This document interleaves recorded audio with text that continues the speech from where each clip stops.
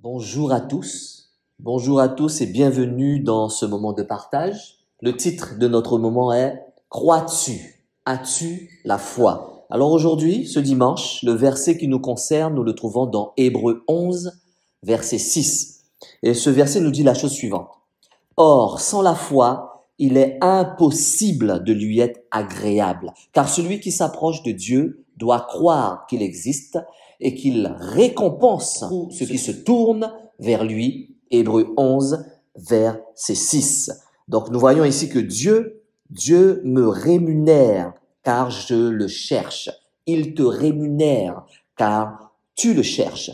Alors comme vous le savez, comme à notre habitude, nous allons voyager à travers la Bible qui est la parole de Dieu, afin de répondre à 4 questions.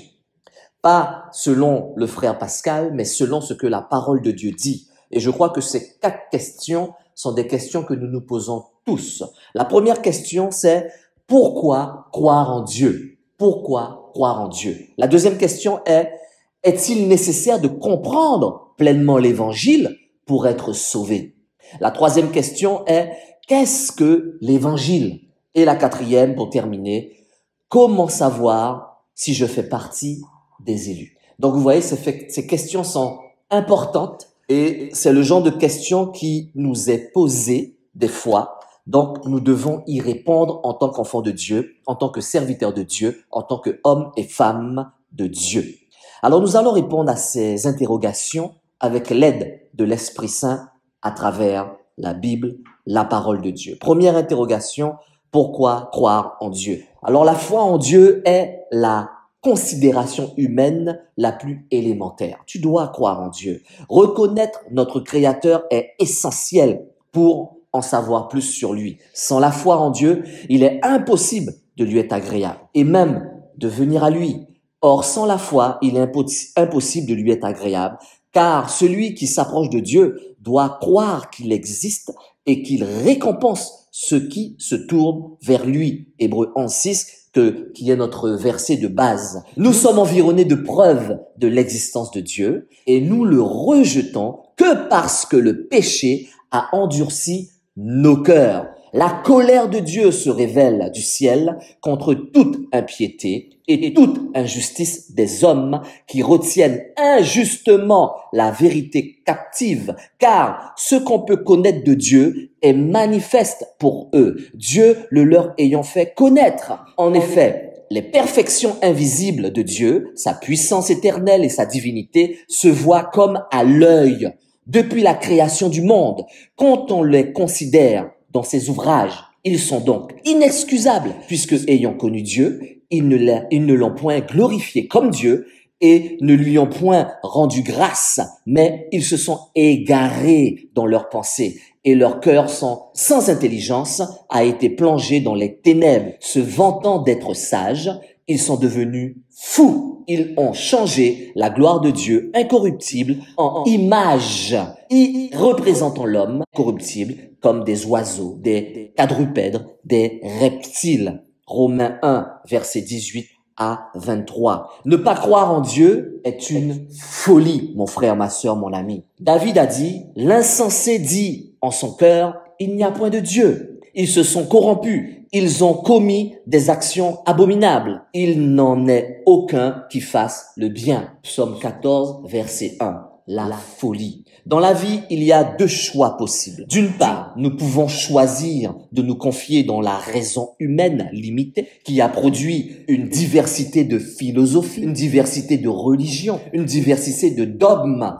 de sectes, d'idées et visions du monde. Une caractéristique fondamentale de la raison humaine est qu'elle ne dure pas, car l'homme n'est pas éternel, mon frère, ma sœur, mon ami. Elle est également limitée par la finitude de notre connaissance. Nous sommes moins sages que nous le pensons. Où est le sage?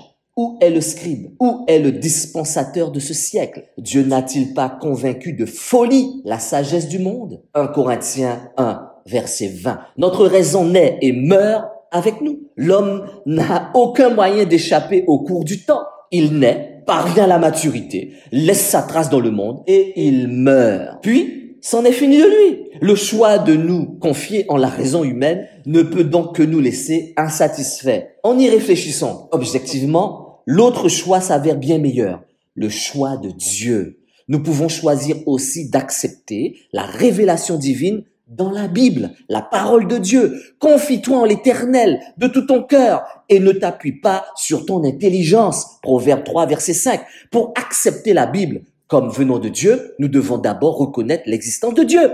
La foi en ce Dieu de la Bible n'empêche pas de recourir à la raison. Ça t'empêche pas de réfléchir. Mais quand nous cherchons Dieu, il nous ouvre les yeux. Ouvre mes yeux pour que je contemple les merveilles de la loi. Psaume 19, verset 18. Il nous éclaire, qu'il illumine les yeux de vos cœurs pour que vous sachiez quelle est l'espérance qui s'attache à son appel, quelle est la richesse de la gloire et de son héritage qui réserve aux saints.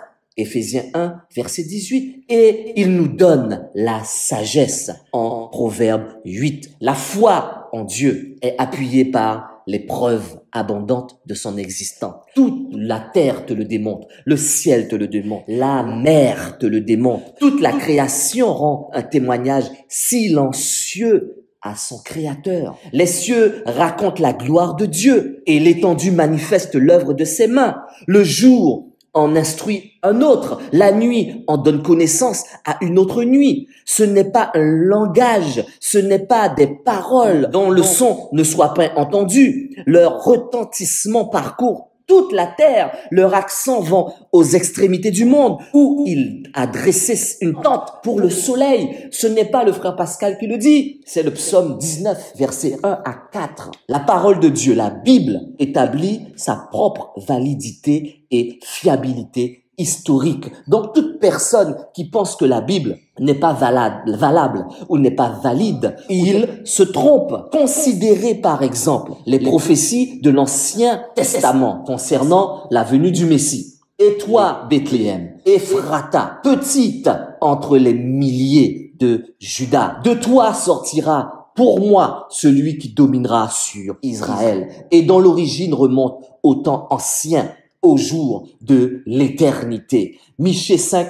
verset 2. Michée 5, verset 2 dit qu'il naîtra à Bethléem, en Judée. Michée a exercé son ministère prophétique vers 700 ans avant Jésus-Christ. Où Christ est-il né 7 siècles plus tard? Où? À Bethléem, en Judée. Ainsi que le prophète l'avait prédit. Écoutez la Bible audio en Luc 2, verset 1 à 20, ou même en Matthieu 2, verset 1 à 12. Vous savez, Peter Stoner, un écrivain, dans un livre, La science parle, a montré que la science des probabilités permettait d'exclure qu'on puisse attribuer l'accomplissement des prophéties bibliques à des coïncidences avec Dieu. Il n'y a pas de coïncidence. La Bible est la vérité. En se servant des lois de la probabilité pour 8 prophéties bibliques qui annonçaient Christ, alors ce fameux Stoner, cet homme a découvert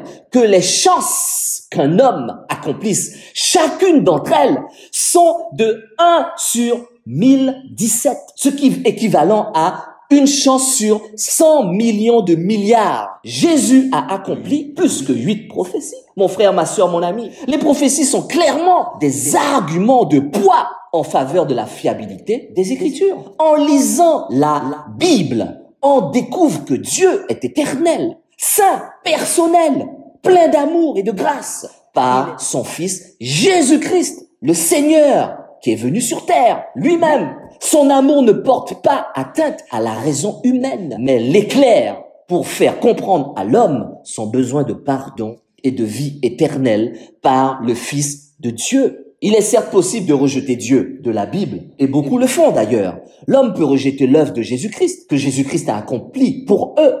Mais vous savez que rejeter Christ, c'est rejeter Dieu. Moi et le Père, nous sommes un. Jean 10, verset 30. Alors mon frère, ma sœur, mon ami, fais très attention à ce que tu fais. Et toi? Et vous? Vivez-vous selon la raison humaine? Ou cette raison limitée et défectueuse? Ou bien reconnais-tu que le Créateur est Dieu? Et acceptes-tu la révélation de Dieu dans la Bible. Ne sois point sage à tes propres yeux. Crains l'Éternel et détourne-toi du mal. Ce sera la santé pour tes muscles et un rafraîchissement pour tes os. Proverbe 3, versets 7 à 8. Nous passons à la deuxième question, mon frère, ma sœur, mon ami. Suis-nous. Est-il nécessaire de comprendre pleinement l'évangile pour être sauvé? En un sens, tu sais que le message de l'évangile est très simple. Très simple. Jésus est mort et ressuscité pour que nous puissions être sauvés. Point.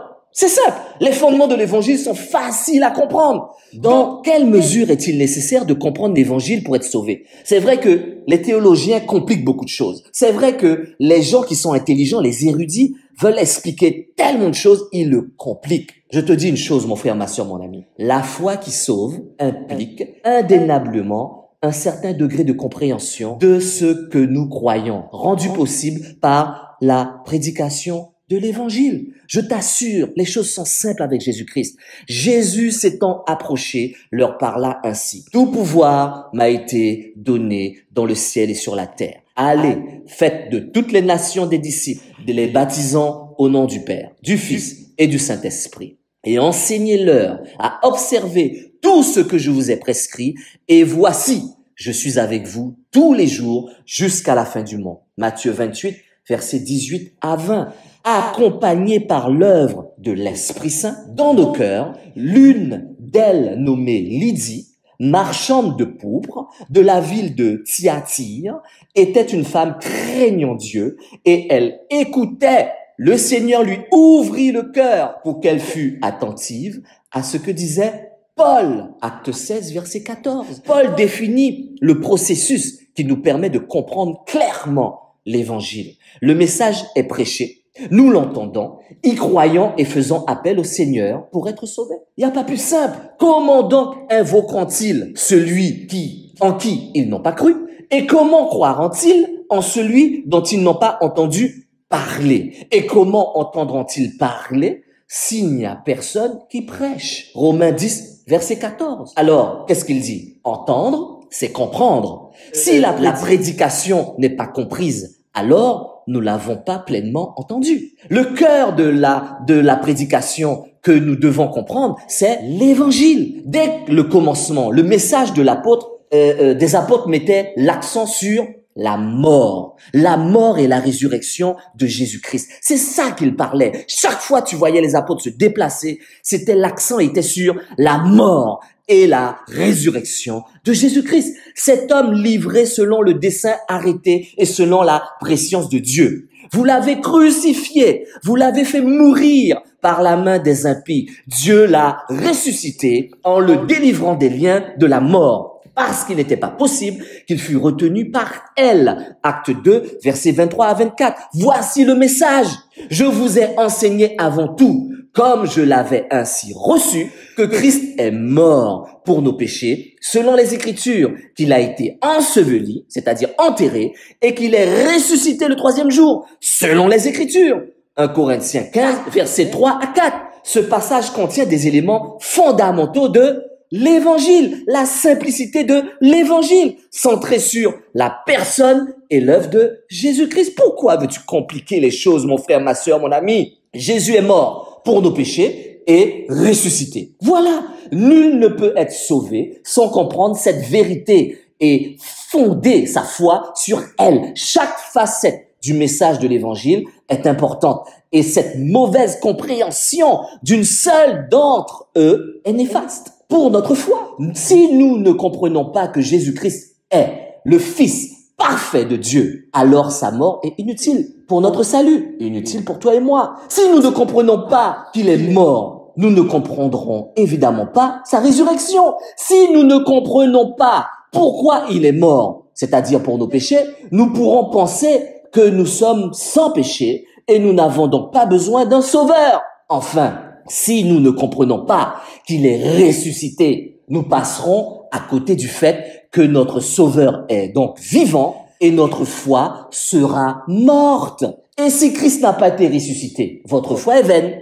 si vous êtes encore dans vos péchés. 1 Corinthiens 15, verset 17. La Bible donne des exemples de personnes ayant atteint un certain niveau de connaissance spirituelle. Mais vous savez que la connaissance spirituelle ne vaut rien, mais absolument rien, si vous ne comprenez pas ça. Vous voyez, si vous n'avez la compréhension spirituelle sans être sauvé, ça sert à rien. Voilà un exemple. Ces gens qui avaient atteint un certain niveau de connaissance spirituelle sans pour autant être sauvés. Et qui, ayant compris maintenant les fondements de l'évangile, ont mis leur foi en qui? En Jésus-Christ. Et sont nés de nouveau. Qui sont-ils? Rappelez-vous, l'eunuque éthiopien. Vous vous rappelez de l'eunuque éthiopien? Écoutez la Bible audio en Actes 8, versets 26 à 39. Corneille. Écoutez la Bible audio, tout le chapitre Acte 10. On en a parlé dans notre ancien partage. Apollos. Écoutez la Bible audio en Acte 18, versets 24 à 28. Et les 12 hommes d'Éphèse. Écoutez la Bible audio en Acte 19, versets 1 à 7. Tous ces gens-là, ils avaient tous un arrière-plan religieux, des connaissances religieuses, un certain niveau spirituel, mais ils n'ont été sauvés qu'en mettant leur foi en Jésus-Christ. Et pour cela, ils ont dû entendre et comprendre l'évangile. Il n'est cependant pas nécessaire de comprendre tous les détails, de l'évangile pour être sauvé. C'est d'ailleurs impossible de ce côté-ci de la gloire. Nous sommes de l'autre côté. Paradoxalement, nous luttons pour et connaître l'amour de Christ qui surpasse toute intelligence, en sorte que vous soyez remplis jusqu'à toute plénitude de Dieu. Éphésiens 3, 19. Mais nous ne comprendrons jamais pleinement la richesse de la grâce de Dieu, mon frère, ma sœur, mon ami. Quelle profondeur de la richesse, de sa sagesse et de la science de Dieu, de ses jugements sont insondable et ses voies incompréhensibles. Romains 11, verset 33. Nous n'avons par exemple pas besoin de comprendre l'union hypostatique, un exemple. Ni de savoir définir la propitiation. Voyez, des mots compliqués pour un jeune enfant de 8 ans, de 10 ans, de 12 ans qui croit en Jésus-Christ. Autre chose, la justification, il n'a pas besoin de comprendre ça. La rédemption, un nouveau converti n'a pas besoin de comprendre cela. Ou la sanctification progressive pour être sauvé. Non, ce sont des connaissances que nous acquérons avec le temps, en étudiant la parole de Dieu, en écoutant la Bible audio, mais qui ne sont pas nécessaires à l'instant du salut, quand tu reçois Christ, quand tu te fais baptiser. Sinon, beaucoup d'entre nous auront dû attendre. Le brigand crucifié sur la croix, voilà un bel exemple, n'avait certainement pas une sotériologie. Voyez encore la complication très poussée quand il s'est tourné vers Jésus, Christ. Et lui a demandé, et il dit à Jésus, souviens-toi de moi quand tu viendras dans ton règne. Luc 23, 42. Le message de l'évangile est assez simple. Mon frère, ma sœur, mon ami, ne le complique pas. Il est simple pour qu'un enfant puisse le comprendre. Pas un nourrisson, comprends-moi bien, un enfant, pas un nourrisson. Jésus insistait d'ailleurs sur le fait que le salut était accessible aux petits-enfants qui ont la compréhension.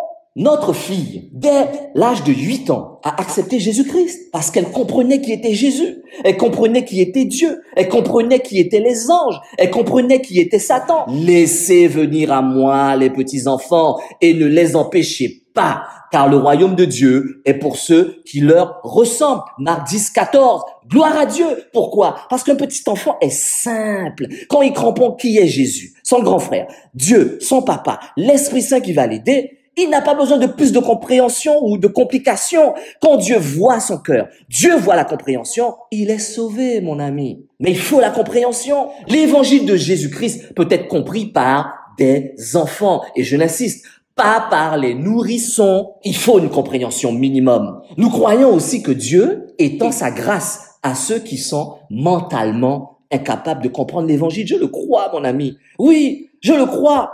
Je le crois à ces gens qui sont handicapés mentaux, qui ne peuvent pas comprendre ce que tu leur dis, mais qui vivent sur terre. Je le crois qu'ils sont accueillis par Jésus-Christ dans l'éternité. Pour entrer au ciel, nous devons simplement croire au Seigneur Jésus-Christ. Acte 16, 31. Et au sacrifice du Saint de Dieu qui est mort à notre place et ressuscité le 3e jour. Mais tous ceux qui l'ont reçu, à ceux qui croient en son nom, et elle a donné le pouvoir de devenir quoi? Enfants de Dieu. Jean 1, verset 12. Telle est la simplicité et la profondeur de l'évangile. Alors, nous, en tant qu'hommes de Dieu, femmes de Dieu, ne compliquons pas les choses plus. Alors, troisième question. Alors maintenant, qu'est-ce que l'évangile? Frère Pascal, tu me parles de tout ça. C'est bien, mais c'est quoi l'évangile? Alors, le véritable évangile, mon frère, ma sœur, mon ami, c'est la bonne nouvelle. La bonne nouvelle que Dieu sauve les pécheurs. L'homme, de par sa nature, est pécheur et séparé de Dieu, sans espoir de remettre à sa situation.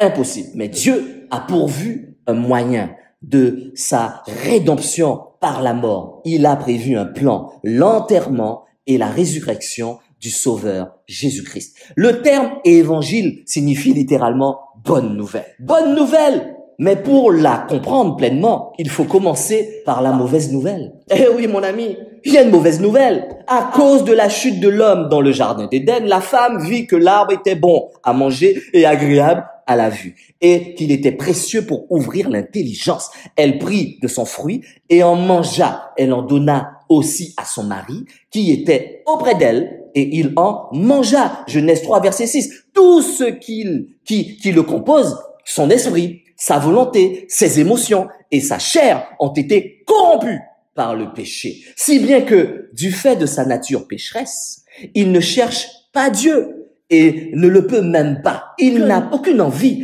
de venir à lui. Son esprit est même hostile à Dieu, car l'affection de la chair est inimitié contre Dieu, parce qu'elle ne se soumet pas à la loi de Dieu et qu'elle ne le peut même pas. Tu comprends, mon frère, ma sœur, mon ami? Romains 8, verset 7. C'est pas le frère Pascal qui le dit. Dieu a décrété que le péché de l'homme le condamnait à passer l'éternité en enfer, séparé de lui, pour payer le prix de ses péchés. Contre un Dieu saint et juste, il n'a péché.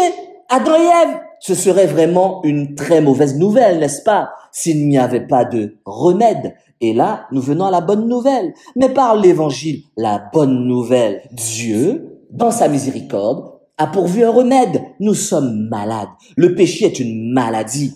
Le remède a une substitution pour nous. Jésus-Christ, venu payer le prix de nos péchés par son sacrifice à la croix. Telle est l'essence de l'évangile que Paul a prêché aux Corinthiens. En 1 Corinthiens 15, versets 2 à 4, il développe les trois éléments de l'évangile. Il développe la mort, il développe l'enterrement, il développe la résurrection de Jésus-Christ. Pour nous, notre vieille nature est morte avec Christ sur la croix et a été enterrée avec lui, puis nous sommes ressuscités pour lui, pour une nouvelle vie. Écoutez la Bible audio en Romains 6, versets 4 à 8. Paul nous dit, tenez ferme dans ce véritable évangile, le seul qui sauve. L'évangile en Jésus-Christ est le seul qui sauve. Croire en un autre évangile, c'est croire en vain.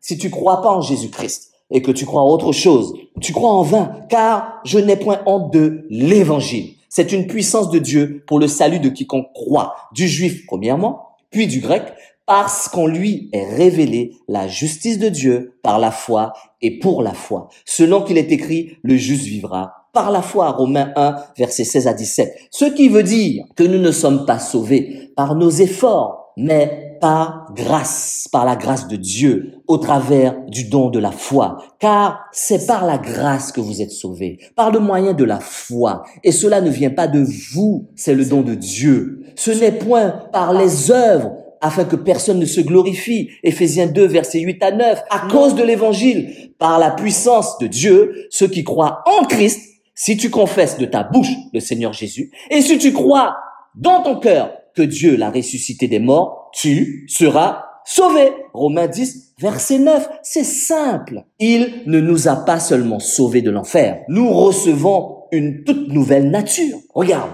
Si quelqu'un est en Christ, il est une nouvelle créature. Les choses anciennes sont passées. Voici toutes choses sont devenues nouvelles. 2 Corinthiens 5, verset 17. Tu peux pas être en Jésus-Christ et rester le même. C'est pas possible. Avec un cœur transformé et tes désirs, une volonté et une attitude renouvelée qui se manifestent par des bonnes œuvres. Le fruit que l'Esprit Saint produit en toi. Par sa puissance. Nous ne sommes pas sauvés par nos œuvres. Nous ne sommes pas sauvés parce que nous avons fait tellement de choses et donné tellement de choses à notre assemblée. C'est faux. Mais nos œuvres atteste de notre salut. Quel genre d'œuvre? Car nous sommes son ouvrage, ayant été en Jésus-Christ pour de bonnes œuvres que Dieu a préparées d'avance afin que nous les pratiquions. Éphésiens 2, verset 10. Ceux qui sont sauvés par la puissance de Dieu manifestent quoi? Les fruits du salut par la vie transformée. Le fruit de l'esprit. Le fruit de l'esprit.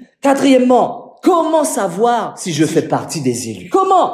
La réponse est très simple. Tu vois, la parole de Dieu est pas compliquée, hein. La réponse est très simple. Par la foi. La Bible ne nous dit pas de nous préoccuper de notre élection, mais de croire en Jésus-Christ comme notre Sauveur, notre Seigneur, pour être sauvé par la grâce, par le moyen de la foi. Il est écrit, car Dieu a tant aimé le monde, qu'il a donné son Fils unique, afin que quiconque croit en lui ne périsse point, mais qu'il ait la vie éternelle. Jean 3,16. Il est aussi écrit, car c'est par la grâce que vous êtes sauvés, par le moyen de la foi, et cela ne vient pas de vous, ni de Pascal, ni du frère Pascal, ni de toutes les autres personnes qui sont grands, élevés dans le royaume. Non, c'est le don de Dieu. Ce n'est point par les œuvres, afin que personne ne se glorifie. Éphésiens 2, versets 8 à 9. Une personne qui croit vraiment en Jésus seul pour son salut fait partie des élus. Tu fais partie des élus, mon ami, si tu crois. Et la foi. Quant à la question de savoir si c'est l'élection qui engendre la foi ou la foi qui garantit l'élection, par contre là c'est un autre débat. D'accord? Si l'Esprit Saint le permet, on en parlera dans un autre partage. Une chose est sûre, mon ami, mon frère, ma sœur, une chose est sûre, notre foi prouve que nous sommes élus. Nul ne peut accepter Jésus-Christ comme son sauveur sans que Dieu ne l'attire à lui. Nul ne peut venir à moi si le Père qui m'a envoyé ne l'attire. Et je le ressusciterai au dernier jour. Jean 6, verset 44. Comment ne peux-tu pas comprendre que tu es un élu? Comment ne peux-tu pas comprendre que Dieu t'a choisi? Alors quand tu as accepté Jésus-Christ, réjouis-toi parce que c'est pas par toi-même tu l'as accepté. Quand tu désires te faire baptiser, réjouis-toi parce que c'est pas par toi-même tu veux le faire. C'est parce que Dieu te pousse à le faire. Tu dois te réjouir. Tu fais partie des élus. Dieu appelle et attire ceux qu'il a prédestinés et élus. Il est écrit, car ceux qu'il a connus d'avance, il les a aussi prédestinés à être semblables à quoi? À l'image de son Fils, afin que son Fils fût le premier-né d'entre plusieurs frères. Et ceux qu'il a prédestinés, il les a aussi appelés. Et ceux qu'il a appelés, il les a aussi justifiés. Et ceux qu'il a justifiés, il les a aussi glorifiés. Romains 8, versets 29 à 30. La foi qui sauve n'est pas possible sans élection divine. Donc tu vois, c'est Dieu qui t'a choisi. Tu es un enfant de Dieu, tu as été choisi par le Père. Elle est donc le signe de ton élection. Personne ne cherche le salut ou le plan de Dieu par lui-même. Personne, je te le confirme. Il est écrit, selon qu'il est écrit, il n'y a point de juste, pas même un seul. Nul n'est intelligent, nul ne cherche Dieu. Tous sont égarés, tous sont pervertis. Il n'en est aucun qui fasse le bien, pas même un seul. Leur gosier est un sépulcre ouvert. Ils se servent de leur langue pour tromper. Ils ont sous leurs lèvres un venin de l'aspix. L'aspix, c'est un serpent. Leur bouche est pleine de malédiction et d'amertume. Ils ont les pieds légers pour répandre le sang, c'est-à-dire qu'ils font le mal. La destruction et le malheur sont sur leur route. Ils ne connaissent pas le chemin de la paix. La crainte de Dieu, de l'Éternel, n'est pas devant leurs yeux. Romains 3, versets 10 à 18. L'homme sans Jésus-Christ est aveuglé, mon frère, ma sœur, mon ami. Il ne voit pas qu'il a besoin d'être sauvé. Pour les incrédules, dont le Dieu de ce siècle a aveuglé l'intelligence, et dans ce verset, Dieu c'est le petit d, hein, donc ça veut dire que c'est pas notre Dieu. Le Dieu de ce siècle a aveuglé leur intelligence, afin qu'ils ne visent pas briller, qu'ils ne vissent pas briller la splendeur de l'évangile de la gloire de Christ, qui est l'image de Dieu. 2 Corinthiens 4, verset 4. Cela ne change que quand Dieu commence à l'attirer à lui.